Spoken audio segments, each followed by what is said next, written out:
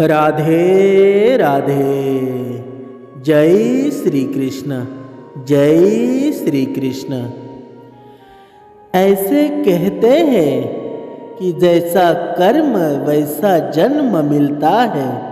क्या ये सच है?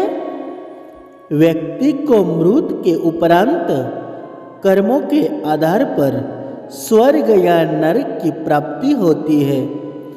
गरुड़ पुराण में यह भी बताया गया है कि एक व्यक्ति को कैसे कर्म करने से अगले जन्म में किस तरह के जीव रूप में जन्म मिलता है। आइए जानते हैं। नमस्कार मित्रों, आपका हमारे चैनल में स्वागत है। मित्रों, इस वीडियो में गरुड़ पुराण में बताए गए किस कर्म की वजह से कौन सा जन्म होता है, इस पर चर्चा करेंगे। हिंदू धर्म में गरुड़ पुराण का विशेष महत्व है। इन्हें भगवान विष्णु का अंश माना जाता है। बता दें कि गरुड़ भगवान श्रीहरि के वाहन हैं और गरुड़ पुराण में भगवान विष्णु और उनके वाहन के बीच हुए संवाद का विस्तृत उल्लेख किया गया है। इसमें भगवान विष्णु ने बताया है कि एक व्यक्ति को अपने जीवन में कैसे कार्य करने चाहिए जिससे उसे हर पग पर सफलता प्राप्त होती है और मृत्यु के उपरांत मोक्ष की प्राप्ति होती है। साथ ही इसमें मूल सिद्धांत यह बताया गया है कि व्यक्ति को इस जन्म में किए गए कर्मों के अनुसार फल की प्राप्ति होती है। इसके साथ यह भी बताया गया है कि उसे अगले जन्म में किस प्रकार के जीव के रूप में जन्म होगा। महिलाओं के दुर्व्यवहार करने वाला गरुड़ पुराण में बताया गया है कि व्यक्ति महिलाओं का शोषण करता है या उनसे दुर्व्यवहार करता है, वह अगले जन्म में भयानक रोगों से पीड़ित हो जाता है। साथ ही जो कि गुरु की पत्नी से दुराचार करता है, उसे कुष्ठ रोग अथवा सामना करना पड़ता है।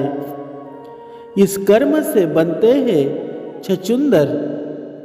वेद व्यास जी ने बताया कि चोरी करना हमेशा गलत है, फिर चाहे वह स्वर्ण हो या वस्त्र, इसके परिणाम भुगतने ही पड़ते हैं। उन्होंने बताया है कि यदि कोई व्यक्ति वस्त्रों की चोरी करता है तो वह अगले जन्म में तोता बनता है। वही सुगंधित पदार्थों की चोरी करने वाले छछूंदर के रूप में जन्म लेता है।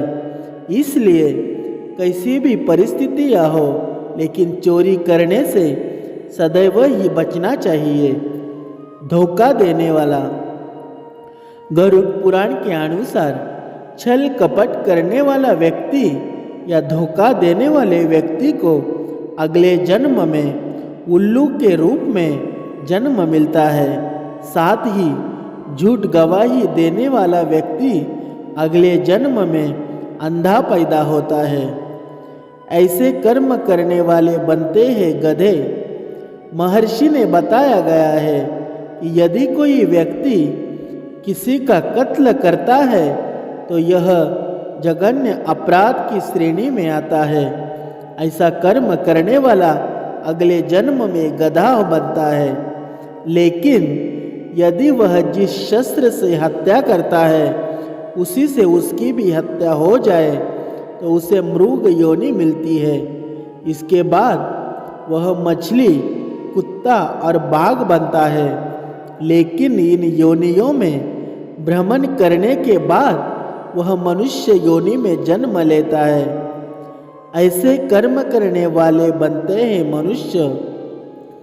वेद व्यास जी ने बताया गया है कि व्यक्ति सदैव दूसरों की मदद करता है, पशु पक्षी और अन्य जीवों पर दया करता है, जरूरतमंदों की मदद करता है और निस्वार्थ भावना से संचित धन का उपयोग धार्मिक कार्यों में करता है तो ऐसे व्यक्ति अगले जन्म में मनुष्य योनि में ही जन्म लेते हैं। साथ ही समाज में अच्छे कार्य करके दूसरों को लाभान्वित करते हैं। लेकिन धन के प्रति आसक्ति मनुष्य अगले जन्म में सांप योनि में जन्म लेते हैं। गुरु से दुर्व्यवहार करने वाला, जो व्यक्ति गुरु से दुर्व्यवहार करता है या उनकी बातों की अवहेलना करता है उसे भगवान के अपमान के समान पाप झेलना पड़ता है। साथ ही यह भी बताया गया है कि वह अगले जन्म में जल से रहित वन में ब्रह्म राक्षस के रूप में विचरण करता है।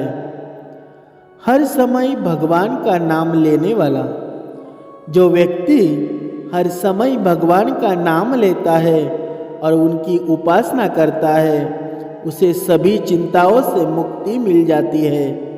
साथ ही जीवन के अंतिम क्षणों में जो राम नाम का जपता है वह जन्म मृत्यु के चक्र से मुक्त होकर मोक्ष प्राप्त कर लेता है। किसी जीव की हत्या करने वाला, गरुड़ पुराण में बताया गया है कि जो व्यक्ति किसी गाय की हत्या करने वाला व्यक्ति नरक की यातनाओं को भोगने के बाद अगले जन्म में मूर्ख और कुबड़ा जन्म लेता है। साथ ही जो शौक के लिए जानवरों का शिकार करता है वह अगले जन्म में बकरे के रूप में पैदा होता है। जैसे किसी कसाई द्वारा बेरहमी से मार दिया जाएगा, ऐसे कर्म करने वाले बनते हैं भेड़िया। महर्षि वेदव्यास ने कहा कि हर स्त्री का आदर करना चाहिए, कभी भी किसी भी स्त्री को परेशान नहीं करना चाहिए, अन्यथा ऐसा करने वाले सबसे भेड़िए के रूप में जन्म लेते हैं। इसके बाद वह कुत्ता बनते हैं, फिर सियार, गिद्ध, सांप, कौवा और बगुला बनते हैं। इन सभी योनियों में जन्म लेने के बाद उसे मनुष्य योनि में जन्म मिलता है।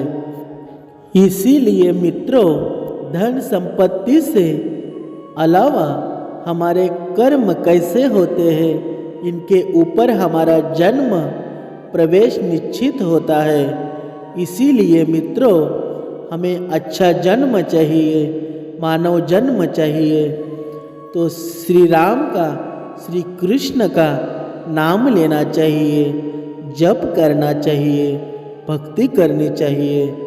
इसीलिए आज से हम एक संकल्प करते हैं कि आज से हम राम नाम का, श्री कृष्ण की भक्ति करेंगे।